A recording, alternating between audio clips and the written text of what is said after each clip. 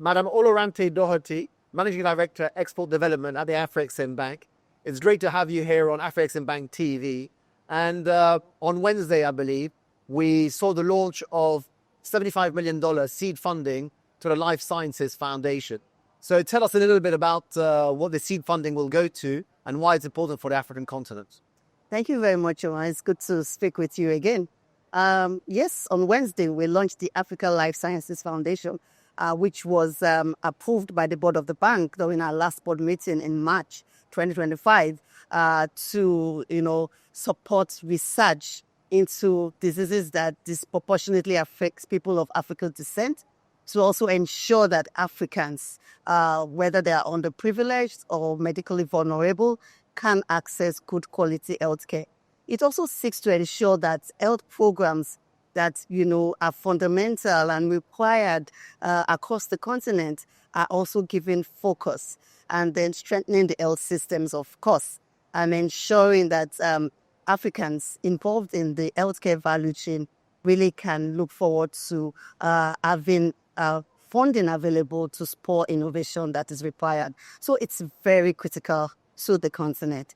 And for us as an institution, as we set about rolling out our African Medical Centers of Excellence with the pilots launched and commissioned in Abuja on 5th June 2025, we know that we also have to support this healthcare ecosystem, to build up the ecosystem, strengthen it, promote research and innovation, ensure that diseases such as sickle cell can be researched and innovative cures found to ensure that Africans no longer just fall ill and die to diseases that, if they had a lot of focus on creating innovative cures, our interventions to, they'll survive to their ripe old age and contribute meaningfully to the economic transformation of their continent. And this seed funding, are you going to crowd in more capital around it? What's the idea of the structure? Absolutely, we are going to crowd in more capital around it. So what the bank has done, and the board of the bank, and I must give credit to the board and management, is to ensure that for the first year of the foundation, $25 million is available. And then over the next 5 years, the bank will continue to provide this seed funding up to $75 million. The bank will also be seeking to partner and collaborate. As Afreximbank, we always focus on collaboration. We like to join partners, global, regional, to support us. And our focus is to ensure that we can create a foundation and an endowment fund that can have up to $500 billion to really be able to focus on innovation, research, and ensuring no African is left behind in terms of accessing quality healthcare. Yeah, and healthcare and education, as we know, are fundamentals if we are to develop and be or create the Africa that we want. So you're the Managing Director of Export Development. We should call you really the Managing Director of Transforming Africa. I think that's what you're trying to do. You're trying to look at critical breakpoints, let's say, and trying to resolve them. And one success story of the bank over the past decade or so has been its export development zone and export processing parts. So tell us a little bit about developments there. You've got a great relationship with Arise. We heard them yesterday. So what are developments on that front? Yeah, thank you. Very interesting. And you're right, Omar. The industrial parks and the export processing zones have been a key focus of the bank over the last 10 years. And we've been able to invest over $2 billion to support the growth of these clusters. We realize that these clusters are very important and fundamental to growing industrialization, manufacturing, beneficiation across the continent because of our challenges in terms of infrastructure challenges, utilities, etc. So the industrial clusters create a bespoke ecosystem where the headaches of infrastructure is resolved, utilities is resolved, even things like engagements with the government and approval system, registration system are all, resolved at a one-stop center. And over the last 10 years, we've been able to support the development of 5 operating industrial parks in partnership with Arise Integrated Industrial Platform, our associate company. And we've developed industrial parks in Gabon, in Benin, in Togo, Chad, and Rwanda.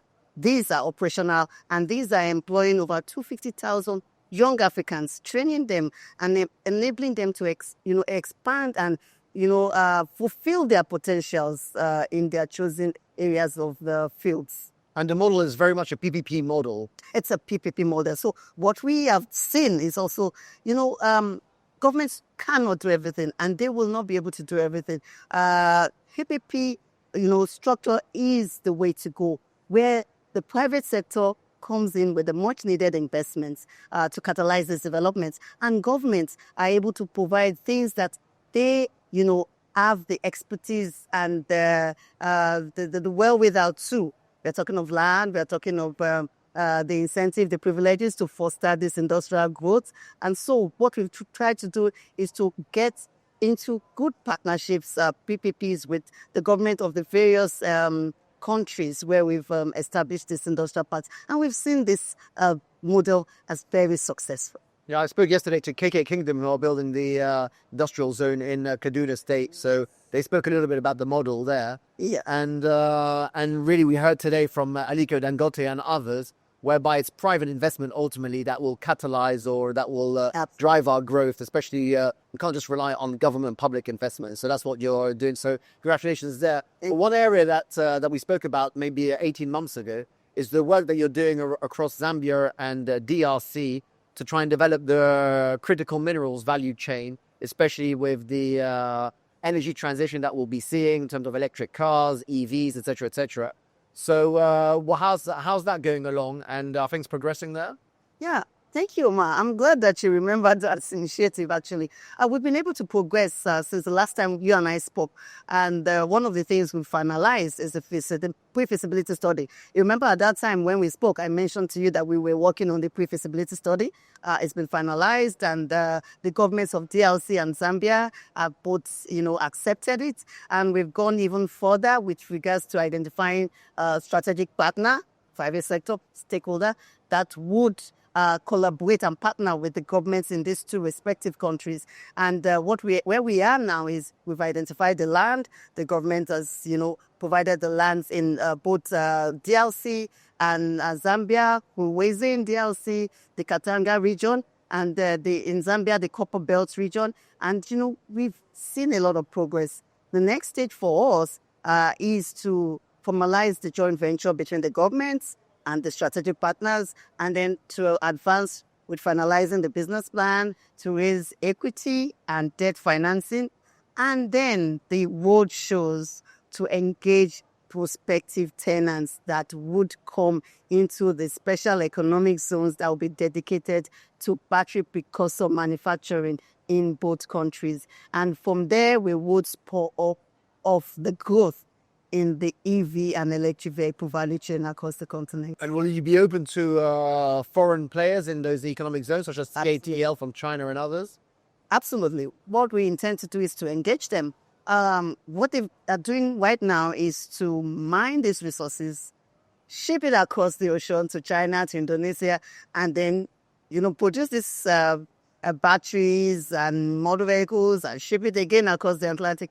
And you're contributing to CO2 emissions. This localizing industries near to the points of resources is actually more environmentally friendly, reduces CO2 emissions, and enables you to give back to those communities where those minerals are being mined. And, the governments also get more out of the value chain. So we'll be engaging players across Asia, both in China and Southeast Asia, to ensure that they see the value in co-locating their, facilities, their manufacturing facilities in both DRC and Zambia. So that's what I was talking about when I said the investor roadshow is talking to these investors and letting them see value in investing in the special economic zones in these two countries. And of course, going hand in hand with the government so that they are assured that their investments are also protected in terms of the right policies and the right regulations and the right incentives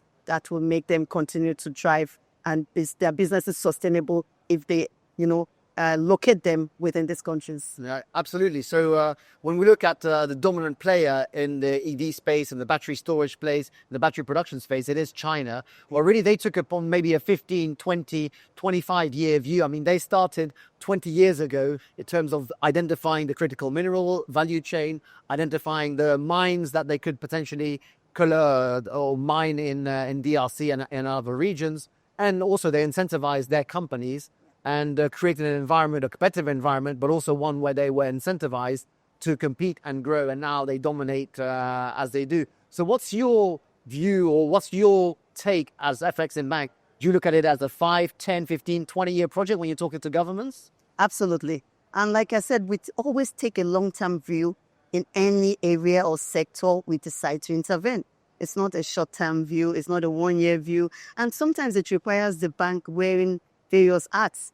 The hats of an initiator, the hats of a project developer, the hats of a sponsor, the hat of an equity investor, and then, of course, the hat of a debt financier. And even beyond that, the hat of an advocate for that sector. So we take on these hats, and we know that, what will be required of us is not a short-term intervention. It's not a sprint. In most cases, it's a marathon, and we have the energy and the drive to do that. Fantastic. Madam Oluranti Doherty, Managing Director, Export Development. It's great to have you on Afreximbank TV. Thank you, Ma. It's good to be talking to you once again. Thank you. Thank you. Bye.